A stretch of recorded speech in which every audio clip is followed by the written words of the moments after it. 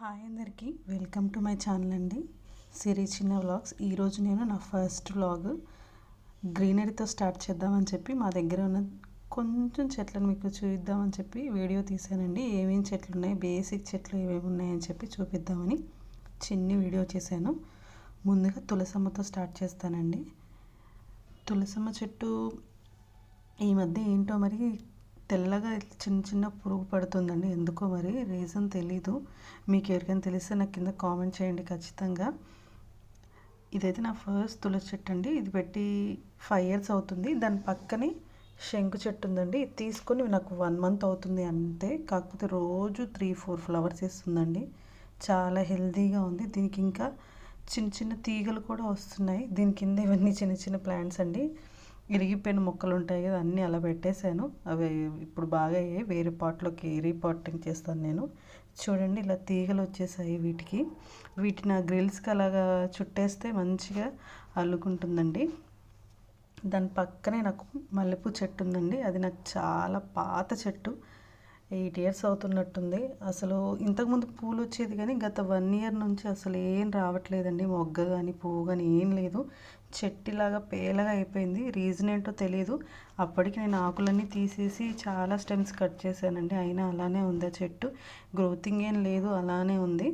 దాని పక్కనే rose plant ఉందండి. ఈ రోజ్ ప్లాంట్ నేను తీసుకొని 3 months అవుతున్నట్టుంది. ఫ్లవర్స్ అయితే ఇస్తుంది. నేను ఏం చేశానంటే అన్నీ మొత్తం స్టెమ్స్ ఉన్నాయన్నీ కట్ చేసి ఆకులన్నీ తీసేస్తానండి. ఇట్లా ఫ్లవరింగ్ రాగానే అక్కడ వరకు కట్ చేస్తే మనకి ఇట్లా చిగురు వచ్చేస్తుంది చూడండి ఫ్రెష్గా. ఎప్పటికప్పుడు అలా కట్ చేస్తూ ఉంటుంటే ఫ్రెష్గా చిగురు వస్తుంది. దాంతోపాటు మొగ్గలు చాలా వస్తాయండి. రోజ్ ఫ్లవర్ చెట్టు మాత్రం ఇలా ఉంది. దీని పక్కన ఇంకో ప్లాట్ ఉంది. అదేంటో హైబ్రిడ్ మందారపు చెట్టు మాత్రం అస్సలు కొనకండి. నా సజెషన్ అది, అస్సలు కొనకండి. 2-3 flowers ఇచ్చింది. పెద్దగా ఉంటాయి చూడండి మందార ఫ్లవర్స్. తర్వాత మొత్తానికి ఎండిపోయింది. అనవసరంగా ఆ ప్లాంట్ అయితే 80 rupees ఎంత ఉందండి కాస్ట్. అదే అలా అయిపోయింది. ఇది నాటు మందారం అండి. ఇదైతే ప్రస్తుతానికి బాగా గ్రీన్గా అయిపోయింది. చిగురైతే చాలా వచ్చింది. ఫ్లవర్స్ కోసం వెయిటింగ్ అండి. ఆకులు మాత్రం చాలా పెద్ద పెద్దగా బాగా వచ్చాయి. నేను ఈ మధ్య హెయిర్కి కూడా పెట్టేశాను మా పిల్లలకి కట్ చేసి. అందుకని అలా మీకు తక్కువ ఆకులు ఉన్నట్టు కనిపిస్తుంది. ఇది పెట్టి కూడా 5 years అవుతుందండి. నేను కట్ చేస్తూనే ఉన్నాను, గ్రోత్ అవుతూనే ఉంది. అలానే మా డోర్ పక్కనే నేను తమలపాకుల చెట్టు పెట్టానండి. ఇది పెట్టి నాకు 1 month అవుతుంది. దీనికి చిన్న చిన్న పిలకలు కూడా వచ్చాయండి. తమలపాకు చెట్టు అసలు ఉండదంటారు. మామూలుగా మనము రైస్ కడిగిన వాటర్ పోస్తే మాత్రం చాలా రోజులు నాకైతే కొంచెం గ్రోత్ కనిపిస్తుందండి. ఒకసారి మీరు ట్రై చేయండి. ఇలా చిన్న చిన్న పిలకలు వచ్చాయి, బాగానే ఉంది ప్రస్తుతానికైతే. ఇటు పక్కన అది మనీ ప్లాంట్ ఉందండి. ఇది మాత్రం ఇల్లు మారేటప్పుడు మొత్తం టైట్ చేసేసి తీసుకొచ్చాము. ఉంటుందో లేదో అన్నట్టుండే, కాకపోతే చాలా బాగానే వచ్చింది. ఈ ప్లాంట్లో నేను ఇంకో ప్లాంట్ చూపిస్తాను మీకు. చూడండి, ఇది పెట్టి నాకు 8 years అవుతుంది. మధ్యలో కట్ చేశాను 2 years బ్యాక్. అందుకని అది ఇంతవరకు గ్రో అయింది నాకు. దీంట్లో ఇంకో చెట్టు చూపిస్తానన్నాను కదా, ఇదేనండి. ఇదేంటో మీకు ఐడియా ఉందా? నల్లేరండి అది. దాంట్లో నేను చిన్న కొమ్మ ప్లాంట్ చేశాను, బాగానే వచ్చింది. తర్వాత గోడ మీద చిన్న చిన్న ప్లాంట్స్ చిన్న పాట్స్లో పెట్టుకున్నాను. దీని పేరైతే నాకు తెలీదు. ముందైతే గ్రీన్గా ఉండి వెనకాల పర్పుల్ ఉంటుందండి. దీనికి చిన్న చిన్న ఫ్లవరింగ్ వస్తుంది, షోకేస్ చెట్టు లాగానే బాగానే వస్తుంది. పిలకలు అయితే బాగానే వచ్చాయండి. వాటరింగ్ మాత్రం రోజు హెవీగా పోయకండి. కొంచెం డ్రైగా ఉన్నా పర్లేదు. మరి హెవీగా పోస్తే రూట్స్ అన్నీ పాడవుతాయి. దాని పక్కనే ఉన్న ట్రీ మాత్రం, ఇది మాత్రం నాకు ఉంటుందో పోతుందో కూడా తెలియదండి. అది అలా అయిపోయింది అసలు. దానికైతే వాటర్ పోస్తూనే ఉన్నాను, అయినా అది అలా అవుతుంది ఎందుకో.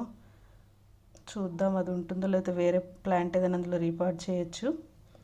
తర్వాత ఇటు పక్కన ఈ ప్లాంట్ ఇలా ఉందనుకుంటున్నారు కదా, అది కింద పడిందండి, అందుకని అలా పగిలిపోయింది. దీంట్లో సన్నజాజుల చెట్టు ఉందండి చూడండి. ఇప్పుడు కొంచెం చిన్న చిన్న పిలకలు వస్తున్నాయి. చూద్దాం. ఇందులోనే మనీ ప్లాంట్ ఉంది. అది ఎప్పుడో పిలక చిన్నగా పెట్టాను, అది చూడండి ఎంత పెద్దగా అయిపోయిందో. దాని పక్కనే నేను అలా స్టిక్ పెట్టి దానికి పెట్టేశాను. ప్రస్తుతానికి నేను వేరే కొత్త పాటలో వేసేస్తాను దీన్ని. దాని పక్కనే షోకేస్ చెట్టు ఉంది చూడండి. అది నేను ఇంట్లో పెట్టాను, అంటే ఇంట్లో కూడా పెరుగుతుందన్నారు.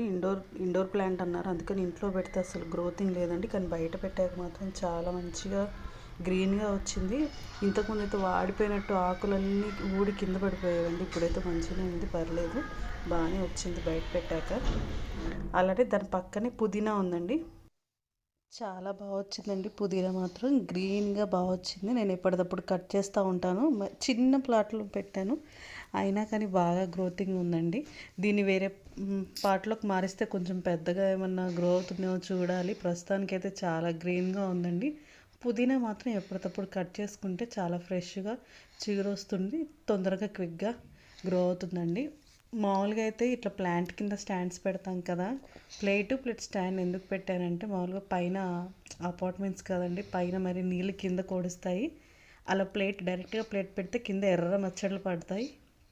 అందుకని చెప్పి నేను స్టాండ్ పెడతాను. ఇది మాత్రం వెయిట్గా ఉందని చెప్పి మామూలుగానే పెట్టేశాను దీన్ని. ఇదండి మొత్తం నా నా దగ్గర ఉన్న ప్లాన్స్. చాలా కొన్ని ప్లాన్స్ మీకు ఒకసారి చూపిద్దామని చెప్పి వీడియో తీసానండి. ఇంతవరకు నా ఛానల్ని ఎవరైనా సబ్స్క్రైబ్ చేసుకోకపోతే నా షార్ట్స్ అవన్నీ చూడండి. నా ఛానల్ అన్ని చెక్ చేసి నచ్చితే సబ్స్క్రైబ్ చేసుకోండి. థ్యాంక్ యూ ఫర్ వాచింగ్ అండి. ఇంతవరకు సపోర్ట్ చేసిన ప్రతి ఒక్కరికి thank you so much. Don't forget to like, comment.